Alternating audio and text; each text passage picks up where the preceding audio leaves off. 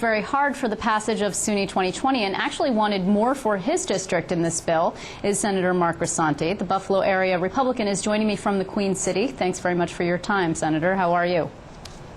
Good evening, Liz. How are you? I am well, thanks. So this is a good day for you. You are a freshman. You pushed for this, and your predecessor, who actually was a Democrat, also pushed for this and didn't have so much success. So you must be feeling pretty good. Well, you know, Liz, it's a culmination of a lot of things that happened throughout the last 7-8 months with regards to this bill, and I commend the governor and I commend everybody in the Assembly and the Senate that pushed to get this forward. And what happens is it's really not just affecting the University of Buffalo; it actually affects all SUNY schools in a positive way. Well, you had hoped, as I mentioned, this all started really with UB 2020, that there was going to be a major capital proposal coming out of UB. It had a lot of different components. Now, instead, you have the university having to compete with other institutions for a pot of money, $80 million. The governor said today, soon, there will be an announcement. Do you have any insight for us on that one? Well, you know, I think President Tripathi, who was actually the engineer of UB 2020, realized after taking over the reins as president that the economic conditions and climates have changed, so they scaled back. We haven't forgotten about the other components that were in UB 2020, but the main component that they wanted to do as far as moving the medical and starting research facility in the Buffalo-Niagara Medical Corridor is a huge economic boost to Buffalo. And that plan that they submitted in Albany a few months ago was a very concrete and sound plan that would totally benefit the downtown Buffalo area, the businesses in this area. It's going to bring 3,000 to 5,000 construction and permanent jobs when this is all completed. And it's a great day, and it's a good economic boost and a shot in the arm for Buffalo and for Western New York. And I think that they'll have no problem in able to obtain that challenge grant, those funds. But you don't have, you've been spoken to the administration recently, so you don't have any an inside track on that particular information? Not on the information as far as the actual monies themselves. I mean, it's, you know, they have a shot at an extra $35 million in funding, and I'm confident that the plan that they have you know, is going to go forward, and they'll be able to obtain those funds. Now, I'm just curious, were you invited to this event today, or is it just sort of a short notice type of thing and you weren't able to make it all the way down? Yeah, I wasn't able to make it down. What I'm hoping for is sort of like a ceremonial signing that I believe will take place in Buffalo in the future. You know, similar to the governor as he's gone around the state. With regard to the property tax cap and other legislation that pushed forward. So I'm just happy that it's signed and it's moving forward, and we can move on to other issues for our district. Now, actually, the other component of this is so-called rational tuition, which gives the SUNY system the ability to raise up to 5% every year for 5 years tuition, and then the university centers, including Buffalo, an extra 3%. That's the rational predictability for students and families, and that's what the governor says. SUNY Chancellor Nancy Zimpher has been here with us.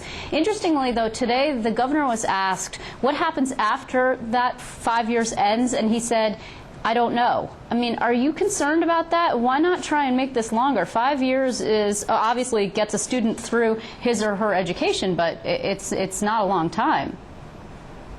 Well, I think that you know, initially, if you recall, UB 2020 itself was going to be a pilot program to see how this actually works. So I think that the 5-year term is just really a program to see if in fact it is working, if in fact programs are increasing, if research is increasing.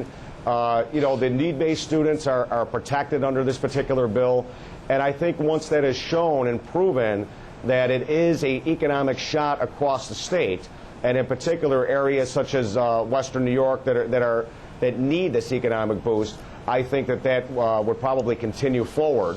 You know, it's $300 a year, and as you said, the 4 research institutes can get extra money through small fees. I think the max is up to $75. So there is protections there in place for the students. and there's protections that are in place that the money stay actually with the schools, and the governor is committed to that. Right. I mean, there's no lockbox, obviously, right? One of the things that in the past that the legislature has been very concerned about is the so-called sweeping of tuition, and that SUNY officials as well. Are you planning on trying to push for a lockbox in the future? Well, you know, a lockbox provision would have been fantastic to have in there. But, you know, the governor has committed that those funds will not be swept. You actually have to have Senate and Assembly legislation if there was an emergency that came up. And considering how we just passed a budget and got rid of a $10 billion deficit with no increased taxes and fees and helped the budget deficit for next year get even lower, down to $2 billion from 15, you know, I'm confident that there won't be any necessity to go ahead and sweep those funds. You know, it's interesting. You praised, obviously, the governor and the legislature for getting this deal. This is a deal that's very important for Buffalo, of course. There have been some reports noting lately a lot of praise coming from your conference, the GOP conference, for the Democratic governor. There's sort of this love festival going on between you guys, interestingly. Do you believe that that is because your conference is hoping that the governor gives you a pass on redistricting? Well, you know, I don't believe that's the case at all. I think that one of the things that I strive for when I came here was basically bipartisan politics, to make sure that both sides are in agreement, and as you can see, it works. The budget was passed on time.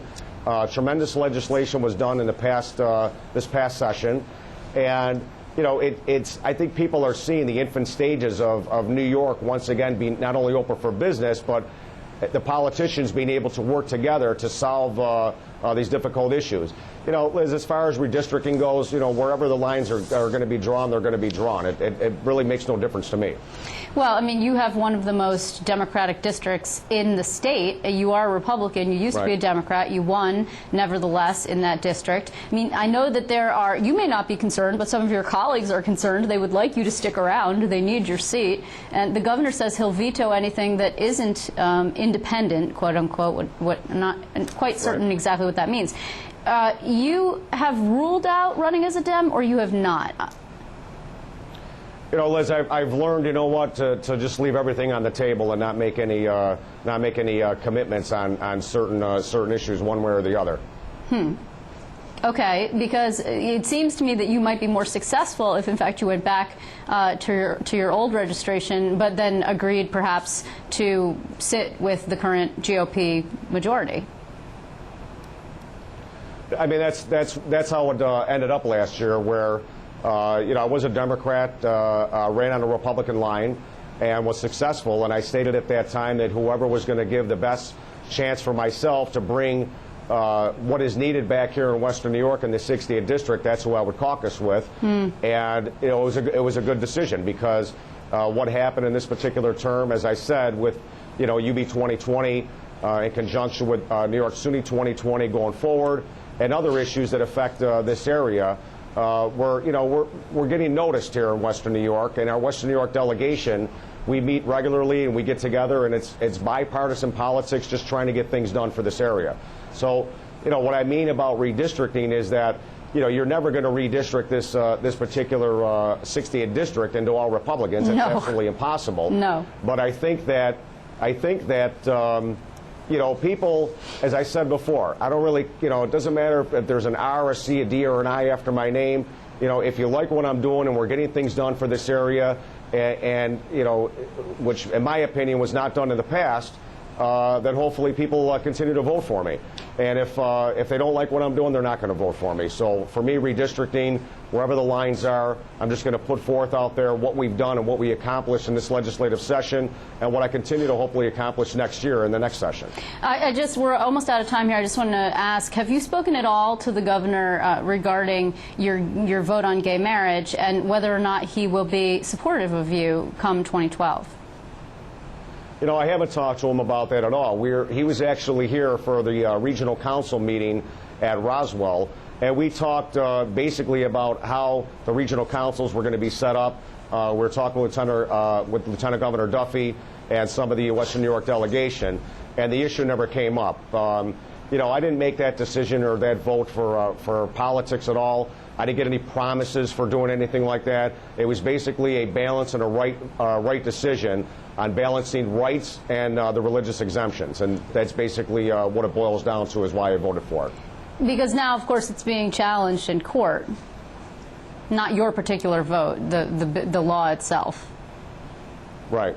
And the way... Well, there's an inseverability clause, right? Right. So And if it gets challenged and there's a problem, then the whole bill could get struck down. That's right. I forgot about that. That's right. Before I let you go, Senator, I just want to ask you, am I going to be seeing you soon? We are waiting to hear whether the legislature might actually come back at some point in the fall. That's actually right around the corner, September, because we're waiting the approval of the PEF contract, and the legislature has yet to sign off on that. Yeah, that's what I'm hearing too. So I'm just waiting to hear, just like probably everybody else, as to when that is going to take place and when we need to come back. Well, we look forward to seeing you in the studio. Until then, have a great rest of the summer. Thanks very much, Senator, for being with us. It's good to see you.